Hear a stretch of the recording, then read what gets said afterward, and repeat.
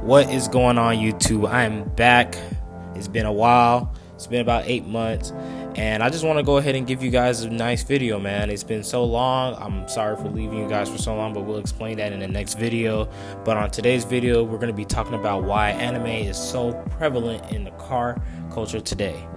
So we have a lot of things that we got to have uncovered.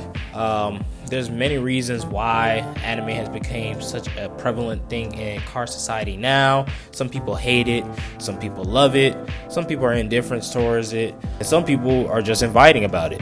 So let's go ahead, dig deep, and dive right into this subject. So we got to go ahead and start where it all began.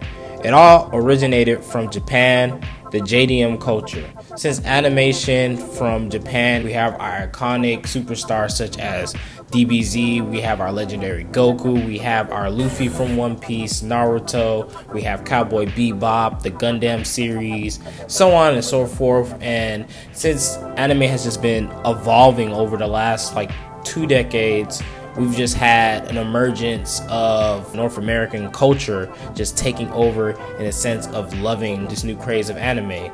And that pretty much gets down to all the origins. Secondly, we have how it first transitioned into car culture. Anime began to emerge with car culture in Japan when we had a thing or a style called itasha in Japan, where cars were pretty much completely wrapped in their favorite anime, manga, or any of the sort of animation or drawings of their favorite characters. Maybe it was their own personal work, maybe it was something that they just enjoyed to do for themselves. And as this popular trend began to increase, we started seeing cleaner builds. We started seeing people make teams out of their favorite anime or their favorite works, having cars that are grouped up together in the same wrap, performing and getting into competition. And over time, as media started becoming more prevalent to be able to watch different things around different countries, we started seeing it transition into Northern America, which I will be mainly talking about since I am in Northern America. And that's when, at the same time, we were starting to get the best of the best, like Dragon Ball and Zatch Bell, One Piece, Naruto. I know everyone here remembers all about the Toonami craze of watching late night Bleach and watching late night Dragon Ball Z and the games.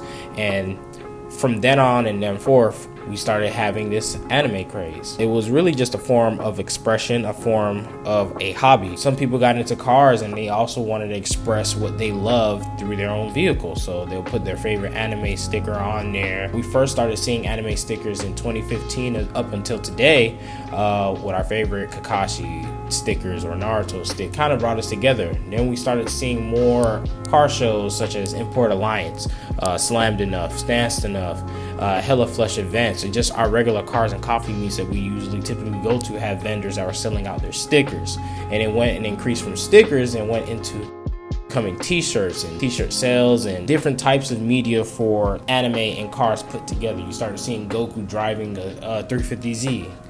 You started seeing all types of just crazy anime collabs with cars, 240SXs, Mazda Speed 3s. And if we're generally speaking, some people hate it because they think cars should only be performance, or cars should only be stance, or cars should only be strictly about cars. However, I feel like it has brought us all in this car community together. It's helped us get sales through a lot of things. More people into the car community, keeping it alive. It keeps our tracks alive. It keeps our drift courses alive.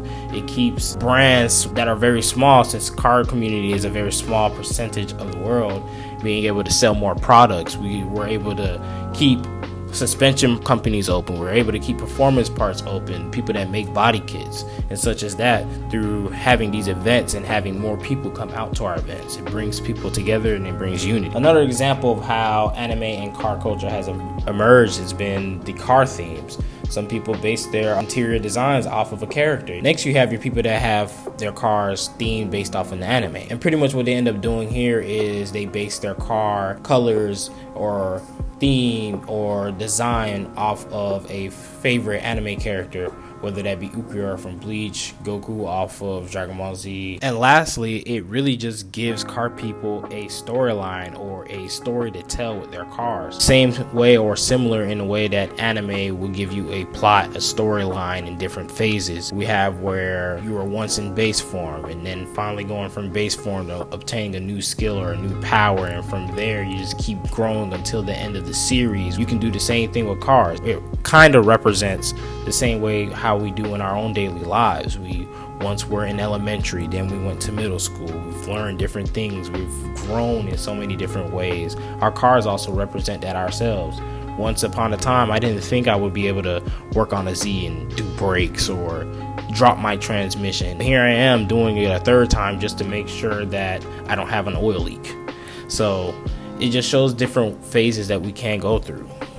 And those phases could be going from simply adding your first stage 3 clutch to adding your first pair of test pipes, or adding your first big brake kit, all the way up to boosting your car, or even building the internals to your engine, or your VQ35DE, the holy grail of all engines. Overall, I think that the anime community being merged with the car community is a great thing.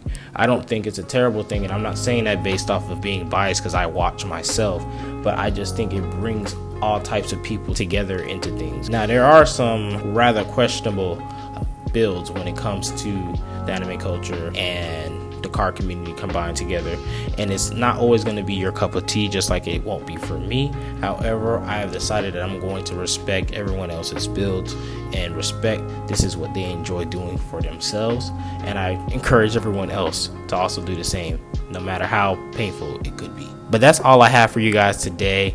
Thank you guys for watching, and make sure you guys please hit a thumbs up. Please subscribe if you're new. More videos going to be coming out. Help us and let us know where we need to make improvements, and I'll see you guys in the next one.